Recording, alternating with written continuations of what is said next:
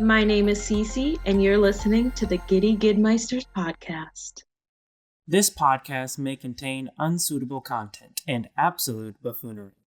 Listener's discretion is advised. On today's episode... Alright. Whenever you guys are ready. Well, I'm not red. I'm actually brown. Yeah, I so... put a pretzel in my mouth.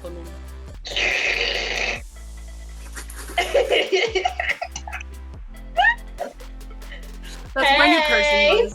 That's my new cursing noise. Oh, we're starting out? Too late! I'm ready. Okay. Action. Haha, Tazar, it is the Giddy Gigmeister podcast. You're listening in a high definition HD 4K, baby. And now, your hosts. Hey! Hi. Howdy! Welcome Giddy to partner. the podcast. Hi, it's the Giddy Gigmeisters podcast, where we are proudly providing languid life lessons, questionable quotables, and a plethora of performance tales, dutifully detailing turbulence and triumph in entertainment and everything. I am one of your hosts, JCAT. I'm Cece. And I'm Julia, and this is Bing Bong. Hi, Bing And Bong. this is my dinosaur that I think might be a velociraptor. I don't know anymore. Like, dinosaurs used to be, like, I used to understand dinosaurs, and they're like, actually, the brontosaurus doesn't exist, and your childhood was wrong. And I don't know. They're like saying all the dinosaurs that I grew up with are like, no. They were Why do they keep birds. trying to change science? I don't understand Yeah. at all. I know. I thought science was supposed to be reliable, and then they It's of the devil! The sorcery. Of the devil! Sorcery. I mean, honestly, though, JCAT looks like he's ready to go, like, look for some dinosaur bones. Yeah, I'm in my Jurassic Park era. My name is Cece, and you're listening to the Giddy Gigmeisters podcast. Yeah, okay, let's go. Well, since I already mentioned JCAT, why don't you tell the audience what you're wearing right now? All right, well, Dr. Hammond has asked me to come check out his dinosaur park. I'm wearing my Bass Pro Shop Couture. I got my dinosaur proof hat. I got my dinosaur proof camo. If I don't move, they can't see me in my outfit. Me and my clothes are going. Yeah, we're going dinosaur hunting. Where's your torso? Like, you have floating arms and a head. Wow, that's the most backhanded compliment.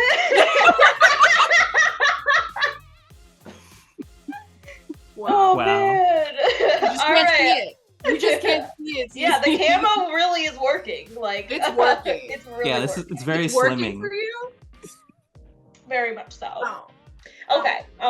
Julia, I need you Yeah. to explain, like, what this whole situation is going on right now. My whole situation, excuse you. You came in JCAT with so much respect for their Bass Pro Couture. Hey, you took it negatively. That's your fault. That's not you. Yeah, you basically like, okay, Julia, tell us about your mess.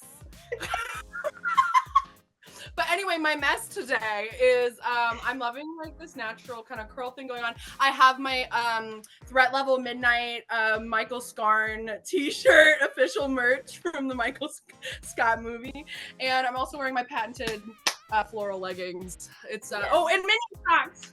More Minion socks. They have cookies today. Yes, Let's and go. then since we're talking about rivals, I brought Bing Bong to be my friend. Aww, That is right. some We are positive talking- energy. We are talking about industry rivals, but Julia, it seems like you've made a rival in Cece. If you Cece, what are you wearing? Yeah. So, Yes, Cece. What's your mess? I'm in my hot girl summer era, which also means my athletic girl era. So I'm repping titties out today in my low cut sports bra. Wait, let's just clarify that they are covered. They're out. They're out. The half of the world. Breathing I this see 'em. soul. I see them. They're right there. Well, my camo, it doesn't allow me to see anything, so I'm good. Cece, you literally put the fit in the fit check today. Yes, you're come slaying, on, queen. let me do a stand for you with the matching Yes. and the built-in shorts. Come on, let's You're go. giving gym baddie temptation, honestly. You're the guy. You're the girl that all the guys are like, "Yo, do you know how to? You want me to teach you how to use this machine? I want to mansplain gym to you." Hey, you need assistance during that squat.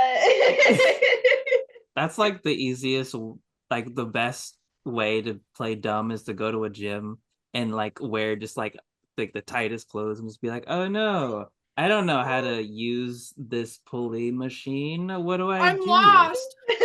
Help me, I'm lost in the EOS fitness. Help. Oh, Julia, wait, I have to show you my socks. Yeah, socks. They have tacos on them.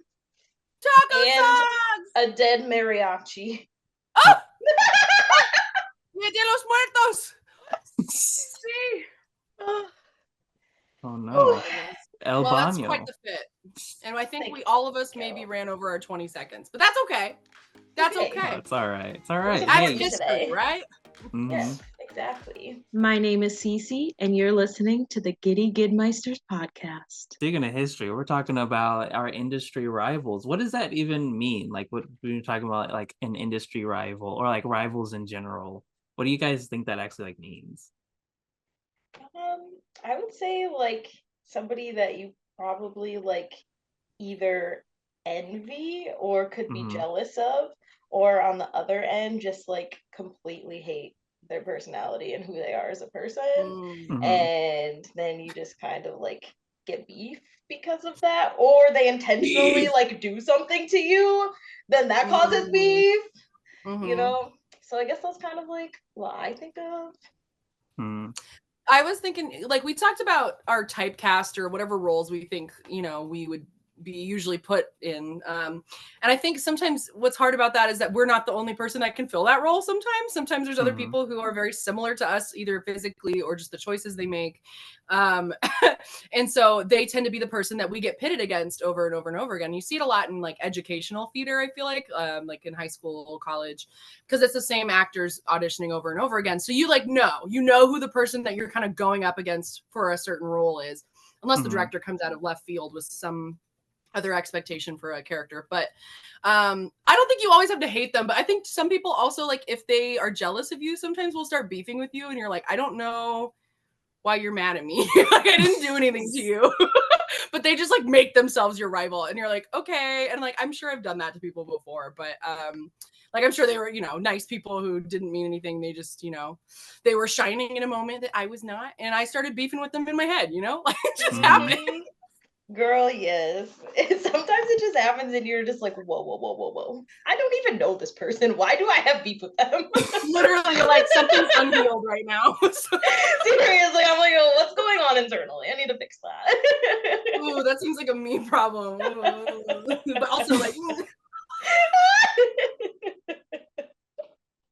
Well, I definitely agree. And today I get the fortunate, I get to lay out some excellent historical knowledge on you guys. I'm going to be talking about some very specific industry rivals. Of course, you know, there are legendary rivals throughout our industry of performance entertainment. You know, there's Freddy versus Jason, iconic. There's Tommy Lee Jones versus Jim Carrey. Of course, if you've seen Batman Forever, Tommy Lee Jones actively hated Jim Carrey on set. There's, of course, you know, Jesus versus Satan. That one's been beefing for a long time. Biggest rivalry ever. Of course, you know, in our age, Karen's versus the universe is, of course, another huge rival. Yeah. But today, I'm going to be talking about one of the industry rivals that we all know, but probably aren't super like in depth with, and that's Universal Studios versus Disney. Ooh! Yeah. Ooh! Go on, queen! Okay, I'm in. That's why I'm kind of wearing this. Up. Stop! No, Cece, you're not gonna take my spotlight. You're my rival. I was looking at it, but then You're I was my like, rival nah. now. You're my rival. Man, I made 2 rivals today. So just a really quick history. I'm going to be specifically talking about the Florida. So Disney World opened in October 1st, 1971 in Florida. And so it's 53 years old as of the time of this recording, which is 2024. Universal Studios Florida opened May 28th, 1999. Hello, future JCAT here. Quick correction is needed. Universal Orlando Studios actually opened June 7th, 1990, not 99, as past JCAT has foolishly said. Super sorry for that. And now, back to your regularly scheduled podcast. Regularly? Oh my goodness. Just please don't tell Cece or Julia. However, somehow these two like theme parks have been beefing, and Universal Studios has been slowly gaining the edge. Literally, like Universal Studios Florida opened because Disney World was just so popular in Florida that the Universal Studios was like, yeah, we want some of that money too. We want some of that Florida money. Get in on this. So they've been fighting over IPs. Of course, Universal Studios had the Marvel license far before Disney did, and then all of a sudden Disney buys out both Star Wars and Marvel, and Universal Studios, was losing out on that money. So then Universal Studios was like, fine, we'll get Harry Potter, and then they built Harry Potter Land, and then they made oodles of money. They've been opening up near each other forever. So like Disney has like the Disneyland, which is in California. Universal Studios was like, yeah, we already have our studios. Let's just turn that into a theme park. So now they have Hollywood. In Japan, Disney has a park. Universal Studios opens up a park. All of a sudden now Universal Studios is going to have one in the UK while Disney has one in Paris. So they are all coming for each other constantly. Wherever Disney goes, Universal Studios wants, and they are gaining traction with their money. Of course, this is a much bigger industry thing because Universal Studios is owned by the Comcast Corp, which is one of the largest conglomerate owners of just industry and entertainment things versus Disney. So Comcast is about worth $170 billion. Disney is worth $183 billion. So they are constantly fighting over each other. But this gets into an interesting kind of deal because we're going to take the clock back to 1996 yeah, I know. Time travel! We were all still in the womb or not even thought about yet. No, not a thought. None of us existed. But May 10th, 1996, the movie Twister comes out. Now, this movie was about storm chasers who wanted to throw this new technology into an actual tornado so they could study tornadoes better. Crazy concept. Shouldn't have actually done anything at the box office. Turns out it's the second highest grossing movie of 1996, which beats Universal's industry rival Paramount at the time, because Paramount came out with Mission Impossible, like the Tom Cruise movie that everyone loves and has like tons of movies. Yeah, it beat Mission Impossible. It came in second place behind Independence Day, which it came out that same year, and it also beat Disney's movie Hunchback of Notre Dame, which was also in the top Hunchback. 10. Yeah, it ran roughshod. So then they're like, we have a contender. So then Universal Studios Florida was like, well, this is such a popular movie. Let's make it a ride at our studio. Yes. So, and this is just a tangent for me because I'm a sucker for watching videos on like old theme park rides. That's what my YouTube history is all about. So Twister Ride It Out it blows my mind that this was an actual thing. I'm sorry, I'm going off on a tangent. I just have to talk about this. It's gonna make sense. Twister Ride It Out was simulated an indoor tornado for people to go visit. It was a 5-story tall tornado that actually would come to life in front of people with like fire. There was rain that was simulated. The floor would drop. And I was like, this isn't real. But it Where did literally it go? it literally is. It's like they had 30 fans in this like studio, and every 7 minutes, this thing would just keep going. From May of 1998 to November 2015, this thing would perform like actual indoor tornado for people for nearly like 17 years. And I'm like, that is so crazy. So what happened? Wait, no, now I have to know. Yeah, I'm confused. Were they like in the tornado while it was happening? Where did the Twister building go? Okay, so did they catch on fire?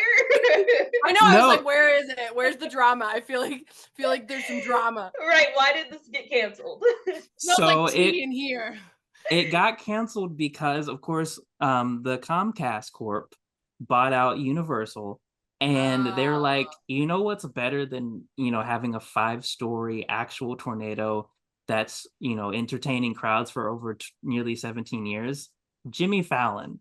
So that entire building was torn down, and it was replaced by a Jimmy Fallon ride for some reason. Jimmy Fallon Tonight Show experience. No one cared. It was a horrible idea, but they tore down Twister, and that makes me sad that I can't go and experience that, because like I watched the video of it, and it's like this literal tornado that forms in front, and people are just sitting there like not only like 20 feet away from this thing, and I'm just like, it's so cool. Okay, so I bring up this ride. R.I.P. R.I.P. Let's just have a moment of silence.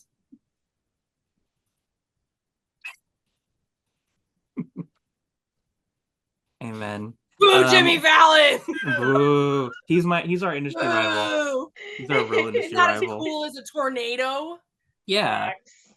I bring this up because in the ride queue for Twister Ride It Out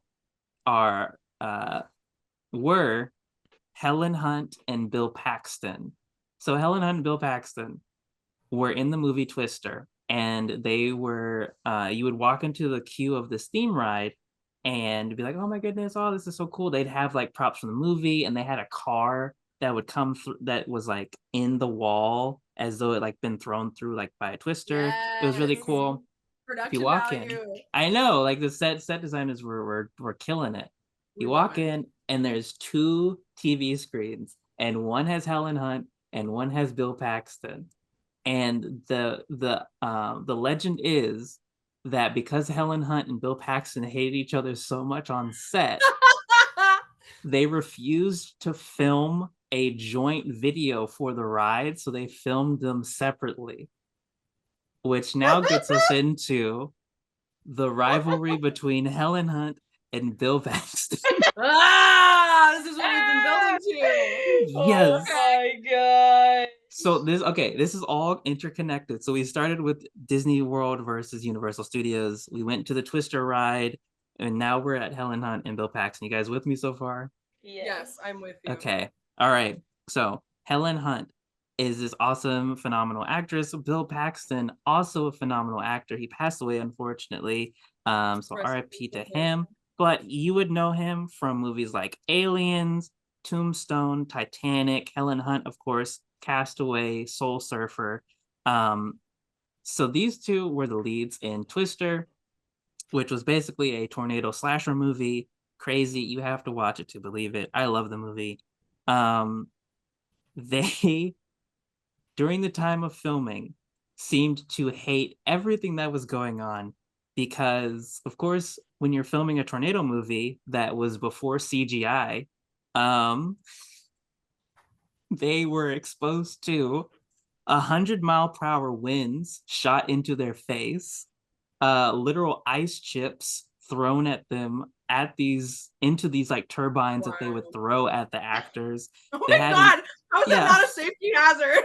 For real. You could literally like die from an icicle piercing you. Yes. So why would it be okay to throw ice shards in? Okay, I'm sorry. Please continue. No. Talk about this. This was before.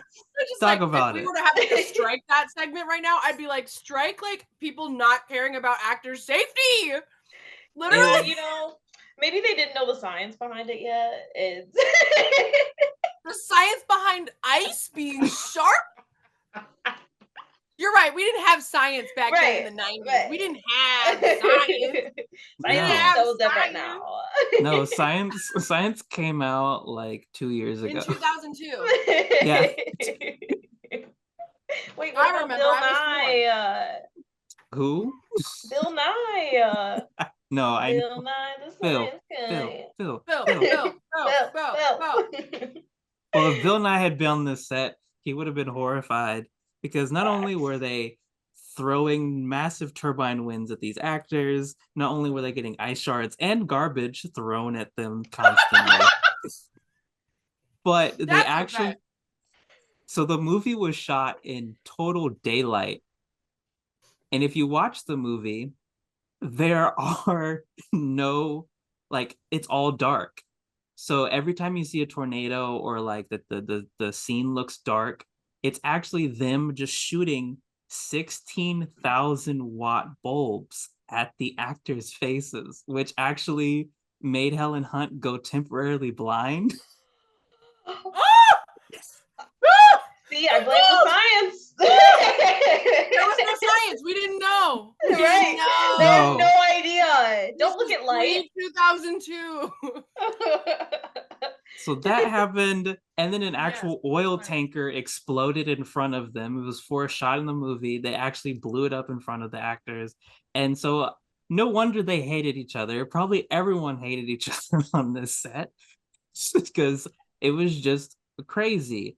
Fortunately, it seems as though that Helen Hunt and Bill Paxton made up, and over the years they seem to have patched up any grievances they ever have. They both in interviews talk highly of each other, but Helen Hunt became a director and a writer, and she directed an episode of a TV show called The Feud.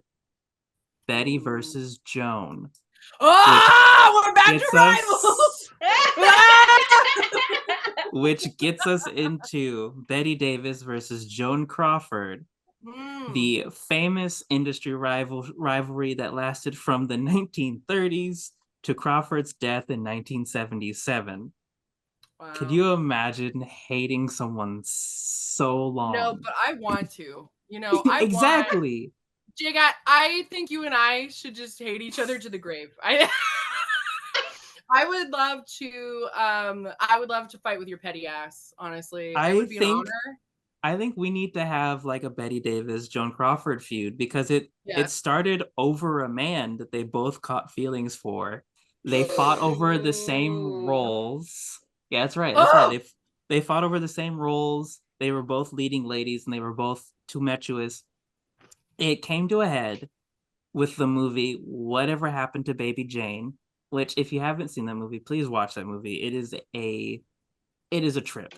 That movie, they literally were fighting each other on set during takes. They were physically hitting each other, and there's a scene where these two elderly women just punching each other. There's a scene where one of them drags each other all like along the floor, and so one of the women purposely put stones in her pockets to weigh herself down to make it a harder fucking drag. The fact that she was prepared for this. Yes. Honestly, I thought of course they're not going to drag her by her real hair because at first I was like, well, that would hurt words for her. Why would you do it? And then I was like, movie magic, freaking dumb. The movie is crazy. It came out in the late, I think 60s or 70s. It was nominated for tons of Academy Awards, and it would end their rivalry because unfortunately Joan Crawford would pass away in 1977. But to tie this all together, that movie was produced by Warner Bros. Pictures, who has a studio that you can visit at Universal Studios. Unofficial And sponsor today. The unofficial sponsor is Universal. Full The circle. Universal podcast, because you know what, I'm an avid horror nights person, and I've always like felt like Universal, like as a performer, I think specifically, I love their like tram tour. Like I go on every time. Sometimes I go multiple times so that I could try to catch people filming like in the middle of whatever. But yeah, Universal, they know what their people want. You know what I mean? Like they keep providing, and also their tickets are not going up in sales prices as much as like as Disney has. Disney needs to make some changes if they want to keep up. So this is a pro Universal podcast. I agree. Like Universal has cheaper tickets, and I feel like there's more bang for your buck. Like just like I would pay money to go on like these VIP tours behind the scenes. You know, I think that would be super duper cool. But yeah, Julia, I think that we should have an epic feud that people would make. Probably Ryan Murphy would make a show about. Yes. Well, you know what? That's a dumb idea, and I hate it. Well, I hate you too, and I hope you drown in your own in front of the child. In your own tears. Okay, break it up. Yeah. Hold me back. Hold my earrings. If you both want to get paid, you will stop right now. Hold my bass. Hold my bass, bro. We're getting paid? Wait, we're getting paid for this?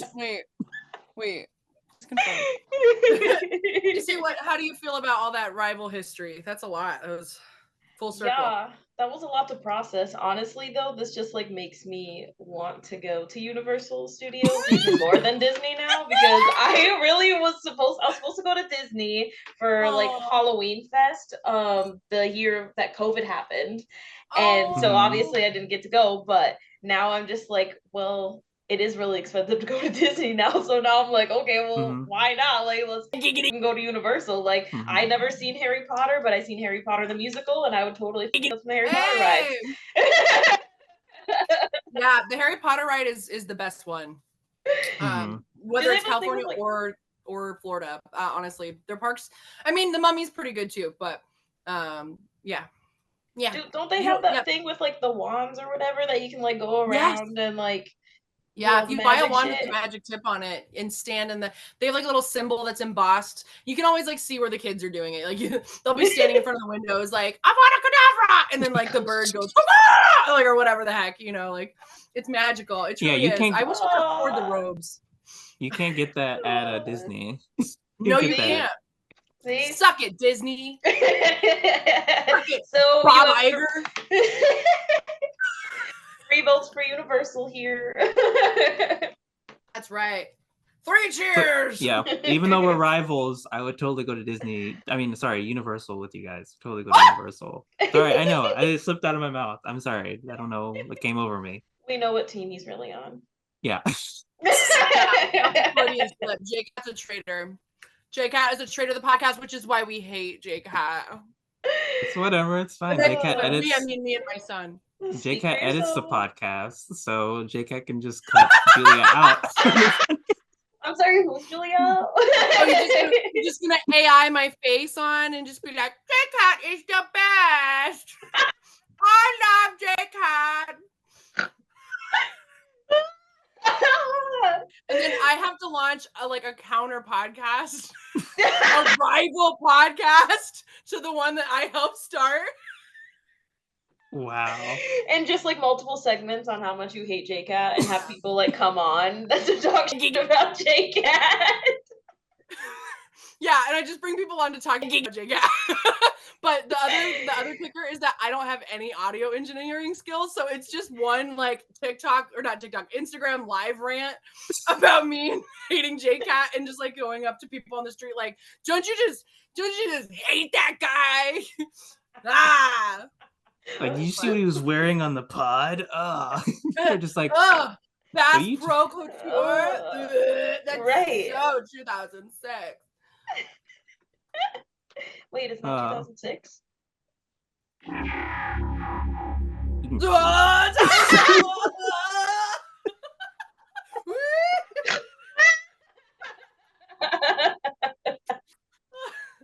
For those of you who are podcast. Both times that we've done time travel, we do time travel arms. So just go ahead and do that with us. You can time travel with us. It's just like you're dazed and confused and falling backwards, and that's time travel for you. Trust me, I watched Doctor Who.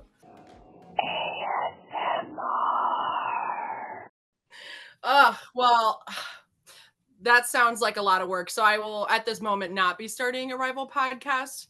But speaking of sounds, I have a wonderful little segment for us today. We are doing another anti-ASMR. Boo, Julia. What do you mean? You better watch your mouth. You're not going to get any points today. Okay. Well, I have -7 points. Well, it's a new episode. I don't care. Wait, they don't roll over? No. Dang it. I don't know. We have to decide as a podcast. Just for that, you're -7 points. Wait, do we get to start where we were? We'll find out. It depends on if I like your noises or not. Okay. So I have a couple prompts for you guys today. Get your brains ready. Remember, so the rules now, because we had too many pausing to think last time. You guys have probably 3 seconds, 3 to 5 seconds to really just get it in there. Get your improv brain warmed up and let that prompt sink in. Okay. I'm gonna read slow so that some people wearing Bass Pro Couture can understand. Thanks. All right, JCAT, we're gonna have you go first. Okay, your prompt. I need you to give me ASMR for your reaction when another actor gives you a note. Shut up, Julia. Disqualified. That's the sound. New choice. That was such a fantastic warm-up. Thank you so much, Backwoods Joe. Now it's Cece's turn. Cece, I need an ASMR for when you make an entrance and the jaws drop.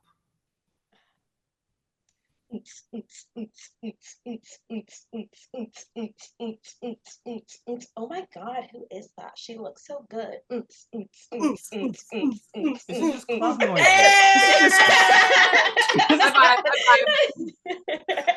my new hit single.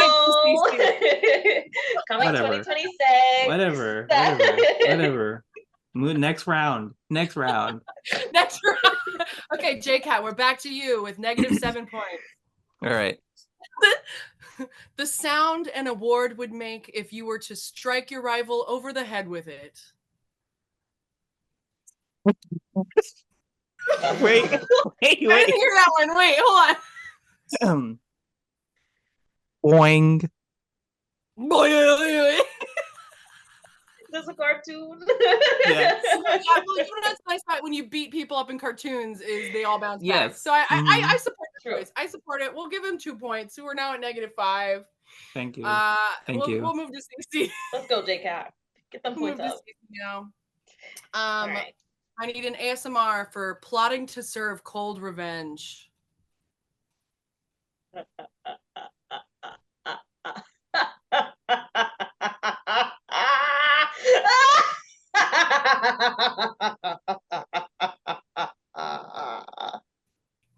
Colder. Just kidding. No.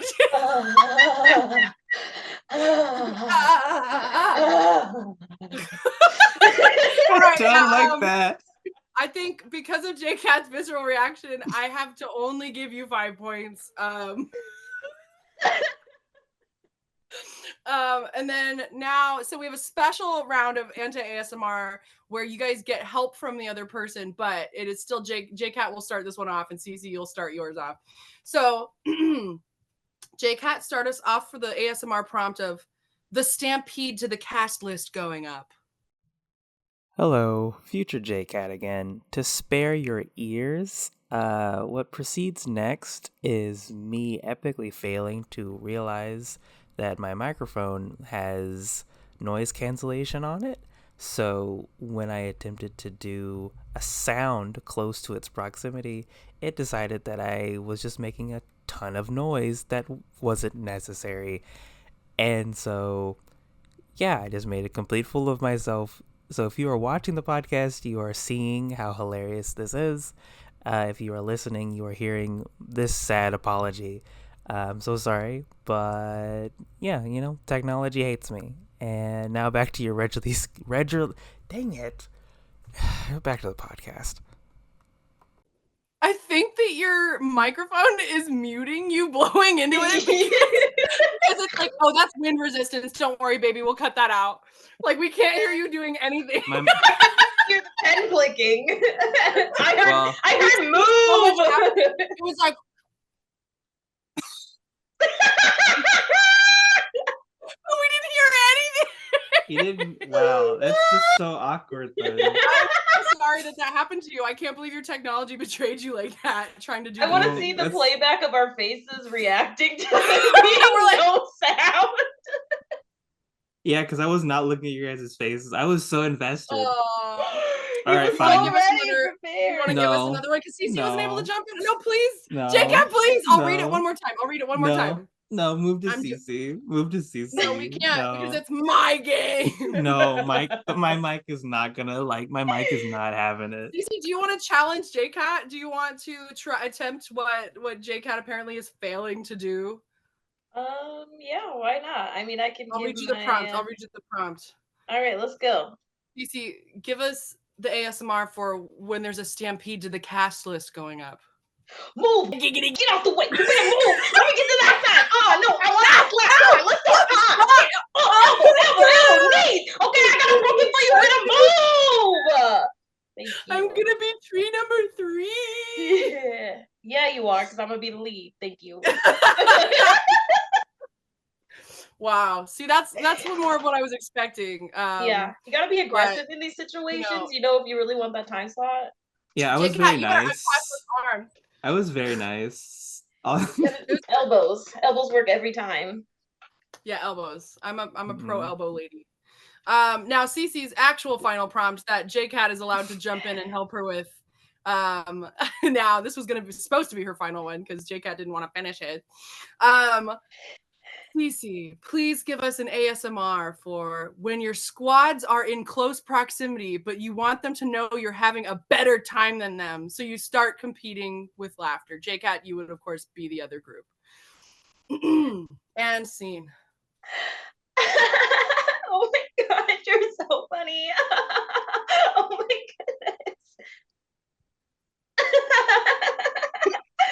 Wow. JCAT. Oh, am I supposed to make a sound? Yeah, you're supposed to go while I was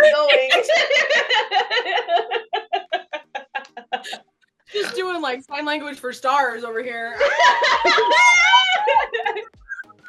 My name is Cece, and you're listening to the Giddy Gigmeisters podcast. Yeah, one thing that I also didn't like is that they had sheet music, but it was like printed on like perfectly plain white printer paper, and they did a shot of it. I like how you're just like, you know what? The revisionist history that Bridgerton is doing in terms of like typography, like that's what you get upset with for Bridgerton about is just that.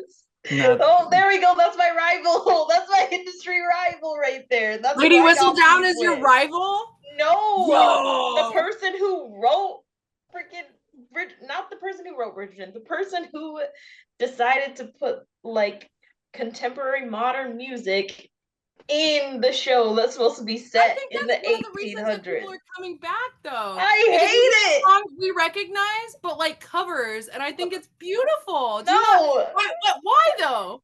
Because it just fight. Why am I hearing?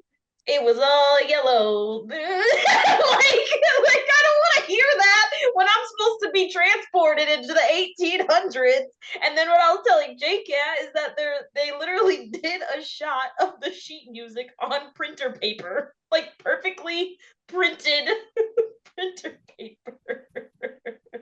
That was not in the 1800s. They didn't have printers. None of the show was in the 1800s. Yeah. But I want to be transported there because that's what they're trying to make us like believe, like we're supposed to be transported to the 1800s, even though like it's not historically accurate at all, but like hear me out. But they're doing lots of things that aren't like historically accurate because they're also not doing like race-based casting. You know what I mean? Yeah. Like, and if they like were doing part. that, okay, well, pick and choose, modern, not modern. I like the storyline. I like the rest of it. Those are just the only two things that I'm just like, nah. I'm like, is somebody gonna pull out a cell phone? I've never heard Cece have such a bad take before. Like, I don't know what to do with this information. Maybe I thought I was gonna beef with JCAT, but now. Hey, you know what? You already said we were rivals at the beginning of this, so like, we found our thing to be rivals over, you know? You better go get Stitch because Bing Bong's about to beat your ass. Stop, baby, stop. I don't need Stitch. I can fight on my own. God. I'll take you both. Oh. Let's go. Well, okay. You don't talk to me or my son ever again. Before we come to blows, Cece, I believe it is your turn to talk about some rivals besides you and Julia. Oh, wait. Oh, yeah, never mind. Wait, we've already started to get into it. Come on. I had a bonus. My bonus was that you were going to have an opportunity to drop a diss track about Julia. Oh, man. Boots and cats and boots and cats and boots and cats and boots and cats and boots and cats and boots and cats and boots and cats. This was about Julia. Boots. Yeah, she's a Fulia. We all know that she has personal opinions. We don't like that. Because she's the white woman.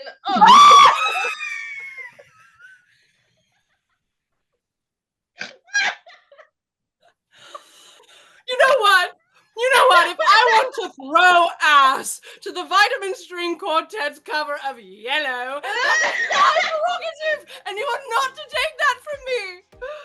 Oh! My name is Cece, and you're listening to the Giddy Gigmeisters podcast. All right, I'm done. Actually, I would love to have a video of you doing that. Of what? Throwing ass? You throwing ass to the orchestrated version of Yellow.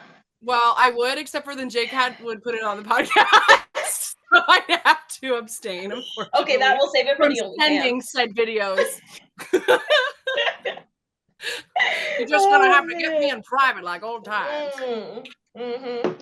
I'll meet you at the brothel. Oh, yes. All right. The door's open. Now we can move on. Thank you for that brothels. This track. Yes. My name is Cece, and you're listening to the Giddy Gigmeisters podcast. So we all know about T Swift, and she's just like so popular. She is thriving in the world. She is just making the moolah, okay? And like, people cannot stop talking about her. You mean Kanye? Kanye can't stop talking about T Swift? Yes, but we already all know about that. I would like to like roll it back. Let's like roll it way back. Ooh. You know, like early like 2009, 2010 T Swift. Okay. And you know, like around like the early 2010s era, her and Katy Perry were actually besties. Okay. Yes. You know, I'm wondering if this is before Selena Gomez, because like I'm her too, you know. Well, both of them started in Christian music, right? I don't know. Oh yeah, Katy Perry. Katy Perry started in Christian music. I don't know about Taylor's. I think I want to say Taylor Swift sang in church, maybe. I don't know if she did Christian music though. I feel like every artist sang in church. And that's why every person that sings in church thinks they're going to be the next American Idol. Thanks a lot, American Idol. Yeah, thanks a lot, American. Speaking of Katy Perry. Yeah. So Katy Perry and T Swift, they were besties? Yeah, so they were besties. However, a feud about some backup dancers came into play where was it Left Shark? Okay, I went back and watched that video to show somebody and be like, "Oh my God, did you see the Super Bowl performance of Katy Perry and her shark didn't know what the fuck he was doing?" And then I went back and watched to show somebody, and I'm just like, "This is not as bad as I remember." Yeah, it's not. But Taylor Swift saw that and was like, "Wait a minute, that's my gimmick." She was like, "Now we got beef." Because baby, now we got bad blood. Which actually, that song, allegedly, Taylor Swift said that it was about a fellow female pop artist. Which, because of the beef with Katy taking the backup dancers that year before the song was released in 2014, they have the media has kind of brought the assumption that that song is about her. Ooh, Mm-hmm. that's so sad. Yeah, ladies hating on ladies. I know. Katy took the baity. Hate to see it. Yeah. I mean, that's like my favorite song though. Like, I love the whole like T Swift like bad bitch era. Like that song is T-Swift. bad. That song is so like it's fire. I bop to that song. Wow, it's Except such for the a rap great version. The version that has rap in it, I don't mess with her. No, I don't know. She interrupts the song. I feel like I'm already in my flow. You mean Kendrick Lamar? Yes. Which is also crazy because of the whole recent the whole recent Drake and Kendrick. Yeah. We don't even need to discuss that. Like media culture already knows. They already know. Mm-hmm. Like that changes the culture. Dang. Like Eminem had to come back. Wait, didn't Eminem just drop a song though? Yeah, Eminem came back. He's like, yeah. LL Cool J and Eminem were like, hold on, we have to come back. This is our time. I love that. Oh my God, we just need to have like rapper updates every episode. like that way when we look back on this chronologically, we're gonna be like, oh, that was before, that was when Eminem did it. Oh, that's before like Kendrick went and burned his house down. I don't like. We gotta keep this is the record, okay? So we're gonna update. Gosh. We'll move on from that because it's probably really inappropriate to talk about. So we can just go. We'll just Mom, cut that part out. Me up? I'm scared. Let's just X that out. Yeah. Oh, my Lord. Thank you, JCAT editing. Saving lives. Collecting blackmail. Oh man. Okay. Well, anyway, back to T Swift and Katy Perry. Thankfully, despite the previous feud between them, that was like so long ago. As of like February 2024, T Swift and Katy Perry seem to be friends again, which is really good. There was a photo that Katy posted on Instagram that was captioned, "Got to see an old friend shine tonight," because I think she went to one of her like first concerts for her new tour that she's on right now. So yeah, so I'm happy to see that they have, fixed their feud and they're friends again, and there's all peace and love. I would have loved if like Katy Perry went to go to her concert and then the backup dancer that she stole was at the concert dancing for Taylor. I would have just loved that. Okay, well, what if like Katy just like walked out on stage and then the dancers just like started dancing with her and followed her, and Katy started breaking out on one of her songs and just like stole the whole concert? I mean, I feel like that's what concerts need to be, is just beef. Yes. Like, why buy a ticket if there isn't anything fun for me to see? Where's the riff off? Yeah. What do you guys think about because Katy Perry, Taylor Swift, they of course turned their rivalry into like things that made them money. Like, the song Bad Blood was, that made them money. So do you think having a rival in the industry is like beneficial, or do you think, oh no, that's gonna blacklist me in Hollywood because I have this rival? Or do you think it's like, no, it's gonna make me money, I'm gonna get more out of it? I think it goes back to the whole publicity thing that like no publicity. I cannot say that word. Publicity is bad publicity. It's so hard for me to say. But like, because I feel like there's been so many times where like for like as long as like music has been made, like there's been beef and people have been making like songs about each other to like fight, what is it called? When they call each other out on tracks. Oh, diss tracks and stuff like that. Mm-hmm. So I feel like that's just been happening for such a long time. Like you could go back and find so many, especially in like rap. Music specifically, yeah. Mm-hmm. Yeah. Wow, thank you, Cece. That was really enlightening. I forgot about Katy Perry just as a person, honestly. So thank you for bringing her back into the peripheral. I just keep seeing things. Okay, I keep seeing things on like Instagram about her and like buying this oil company or something with her husband and like now they like own oil, like, but like I think it's like the cooking oil, but they're like partnering with like Katy Perry olive oil. I was just thinking olive oil business. Breaking news is left and Katy Perry's in. Taylor Swift had like dropped her, what is it, like 28 song album, and then Katy Perry was like, I got a one upper. Let me go buy an olive oil. Oh, okay. Wait, I'm wrong. It's the apple cider vinegar. She bought the apple cider vinegar company and is partnering up with Bill Gates. I don't trust Bill Gates. I don't trust him. He wants to eat grasshoppers. I'm not gonna do that shit. They're gonna start beefing and then Bill Gates. Yeah. That's a rivalry I want to see. Beef left with Bill Gates. Yeah, they're using Bill Gates A-pill apples, or they changed the recipe for the apple cider vinegar.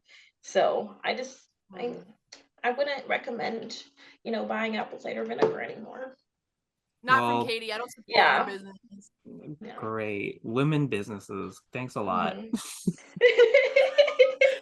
This podcast is now anti-women-owned business.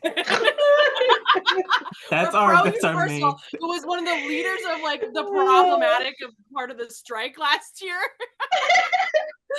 We're pro-Universal, but we're anti-women-owned business. Yeah, that's our biggest rival is women-owned businesses.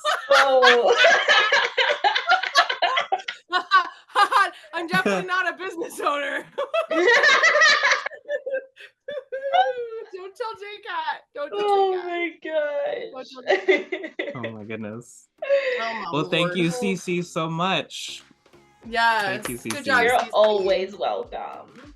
My name is Cece, and you're listening to the Giddy Gigmeisters podcast. Our next segment we have going on today is so we're introducing a new segment. It's all troped up. So this is where we're going to talk about different tropes. Today, since we're doing rivals, we decided that we are all going to pick an enemy to lover celebrity, which means somebody we would hate, but would definitely hate bang. So would any of you like to kick it off? I mean, we can go back to mine since I already spilled. Yes, go ahead, Cece. Respill those beans. Okay, so I feel like I would have a really hard time getting along with JoJo Siwa, just because of some of her like life choices, specifically in like the relationship realm. I mean, she kind of seems like a gaslighter. Maybe she's slightly also like 12 years old. She's 21. She's an adult now. But she's an eternal 12-year-old. That's all I see. She's giving sparkly toddler forever? Question mark? Like a kid in a candy store. Man, though, I was definitely listening to JoJo Siwa with my little sister, like when she was a kid. Like we would jam to JoJo Siwa songs. Like it was so cute. But like now that she's an adult and she gay, and I'm just like, hey, let me holler at you real quick. Like you like a brown and thick. Like, Cece, I'm not smelling much beef here, to be honest. Yeah. I feel like you maybe just like JoJo Siwa. Yeah, I feel like you're just trying to put on a face for us. My hater, come here. Yeah, I hate you so much. Take your clothes off. Yeah, I wouldn't mind being the girl that she's dry humping in the video, you know. Okay. Can I just say that I had the misfortune of watching that video and was in disbelief the entire time. I was like, no way that this is a song and B a real thing that someone was like, I approve this. Put this on YouTube. Somebody's manager that. approved that. Yeah. Somebody's manager approved. And she's like, isn't she being mocked for her interviews that she's been doing about it? Oh, she's yes. like, it just makes somebody bold. Nobody's like me. It's once in a generation or whatever the heck she said. Mm-hmm. She said, I invented gay pop. I'm sorry. Have you met Prince? I'm pretty sure he invented gay. Oh my god. And then invented pop, whatever. Oh my gosh. Yeah, so that's my my hate bang. Enemies to lover. Yeah, but like maybe she falls in love with me and then we run away together. Just one finger. Yeah, you know, once you go black, you never go back, right? What? Hey Jojo, I have hope for your next music video. Yeah. But she's kind of threatening me. I don't know. Or you. She's threatening you. All right. I just need to get off of this JoJo Siwa like craziness that is now swirling around. JCAT, do you have an enemy to lover celebrity? So I'm gonna take a little twist on this. I wouldn't necessarily say like I have an industry person who I'm just like I hate them, but also like I would totally smooch them in the corner. I think it's more of like a enemies to like best friends kind of relationship. I feel like, okay, so say I'm on like the set of, okay, this will be very specific. Say I'm like on the set of like Dune 3 and I'm there, Zendaya's there, oh hi, Christopher Walken's there, I'm like, oh hey, hi. And then Timothy Chalamet walks in. Oh. And of course, I think he's a great actor. Everyone is like trying to tell me, like everyone else that I've ever talked to hates him. So then in my brain, I'm just like, okay, well, maybe I just need to hate him. So I think on the surface, I would be like, yeah, we're going to be great friends. But I think working together is going to be like hyper difficult. Because I'll constantly, because like when people tell you, oh no, he's like weird looking or like he's not a good actor, I like there's like a part in your brain that like stays in. So like then the believability, like I don't know if I would totally be in the mind space to be like, oh yeah, I can work with this person, but there's always like that nagging bit. It's like, what if he's not all that he's chalked up to be? So like, you know, we're doing this. I feel like it would be like that, but then once I got to like know him and like be on set, I feel like we would be friends. So that would be like probably Timothy Chalamet would probably be my enemies to friends kind of. I love that JCAT's choosing to live in the reality that all of the public perception about Timothy Chalamet is just correct. Like all these people who have never met Timothy Chalamet. No one's ever met him. Like, that is absolutely correct, and that is the world I am living in. And so in order to make Timothy Chalamet earn his spot in your life as a friend, yes, we have to play Uno like, you have to overcome off camera. Everyone else has said about you. Like, wouldn't that be a hilarious buddy comedy? Is like Timothy Chalamet, like everyone hates him, and then I'm like his like image consultant. That would be a Netflix movie. Oh, yeah. You'd say it's a buddy comedy, but there's definitely a kiss at the end. An experimental little kiss, and you're like, just as homies, right? Wait, this is giving Technicolor filming.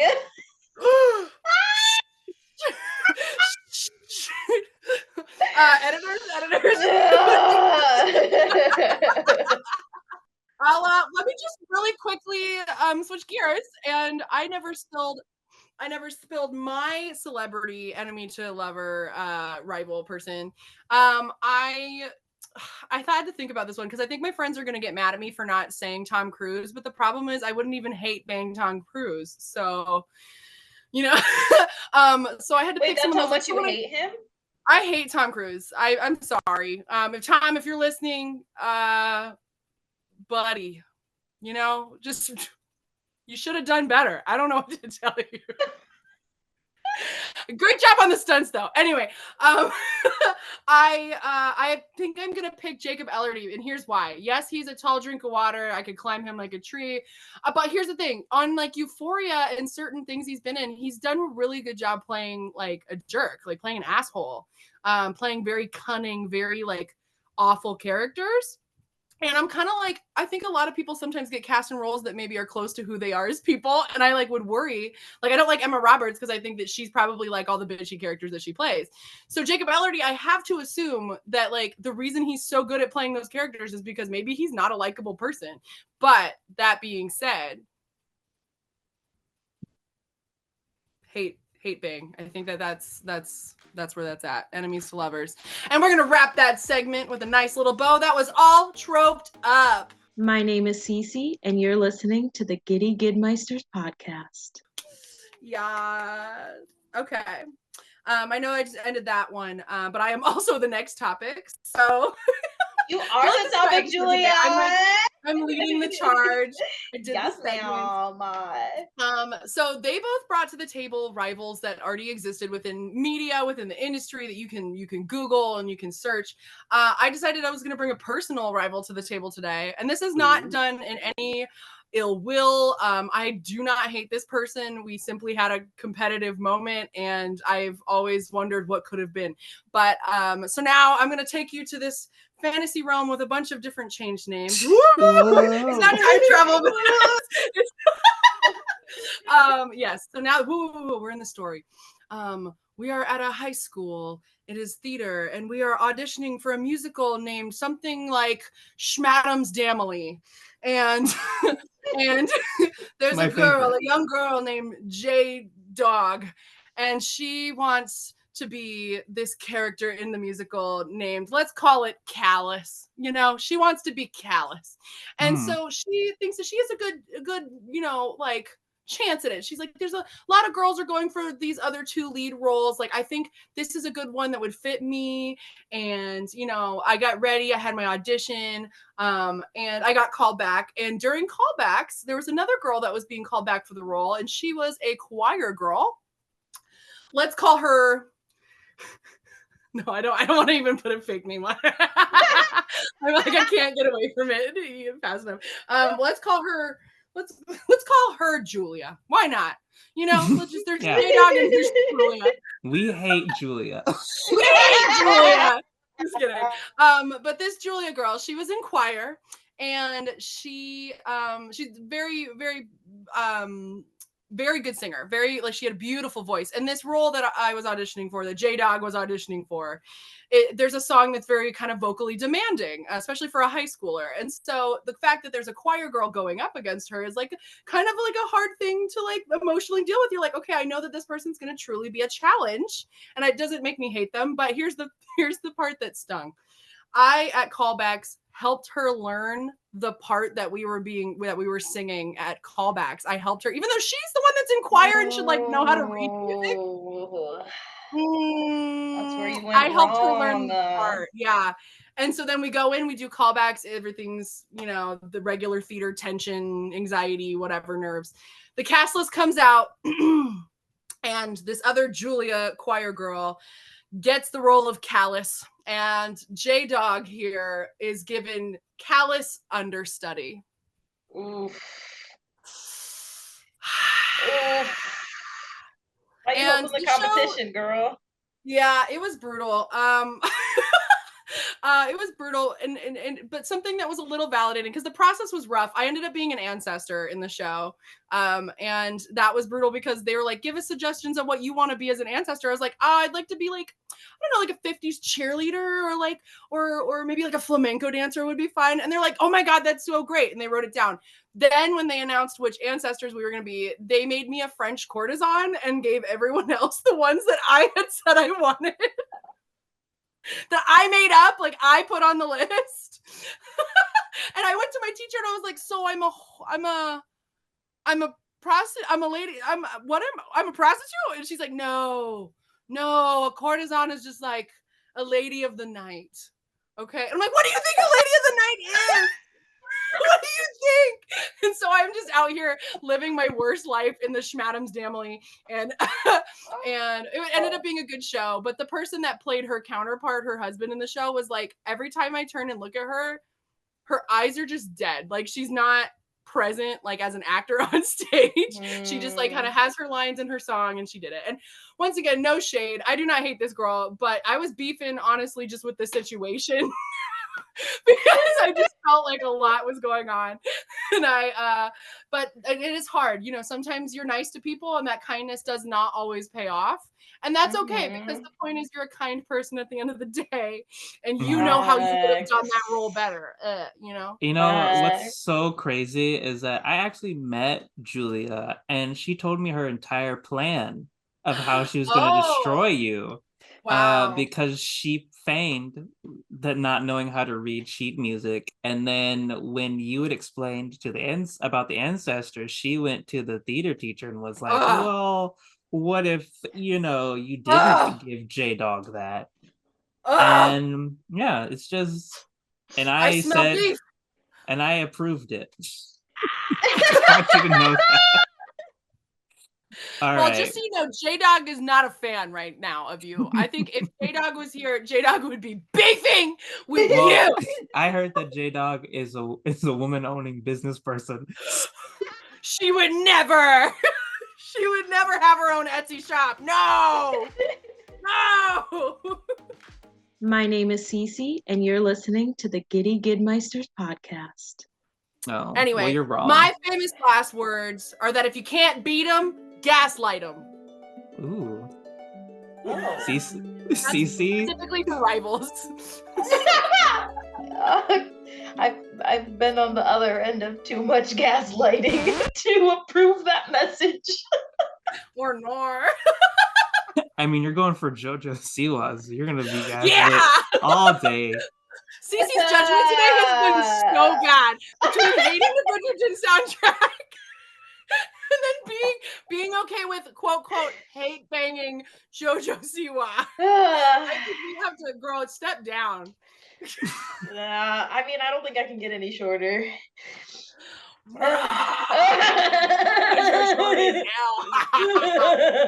My famous last words are, in order to be successful, do one line a day. Oh. Speaking of one line, do one line a day where you write in your journal. You write one line every single day, and it's good for mental health. Mental health. Good famous last words. JCAT, famous last words. It's actually a quote from the movie Twister. It's full circle. I know. The quote is, "I gotta go, Julia. We got cows." Is that actually? I gotta go. We got cows. She's on the phone talking to someone, and a cow gets thrown by a tornado, and she says, "I gotta go, Julia. We got cows." I love it. So watch Twister. Okay, well, those were fantastic famous last words. Thank you so much, our normie listeners, for listening to this podcast. Next episode, you can catch us talking about accents and dialects. So we'll see you next time on the Giddy Gigmeisters. Yeehaw. Yeehaw. Save a horse, ride a cowboy. Save a cowboy, ride a horse. I gotta go, Julia. We got cows. Cow. That's right. We got cows. We gotta go, podcast. We got cows. That's been the podcast. Tune in next time to hear Julia say. I mean, you got the slutty shoulders going on, so. Slutty shoulders. Slutty shoulders. They're just shoulders. Can we just normalize shoulders? Normalize. Never! I love him too much. Do you want to cry on it? You want to cry? Come here and cry. No. No. Put that away. That was a Bridgerton audition right there. That's a Bridgerton self-tape. Thanks for listening to the Giddy Gigmeisters podcast.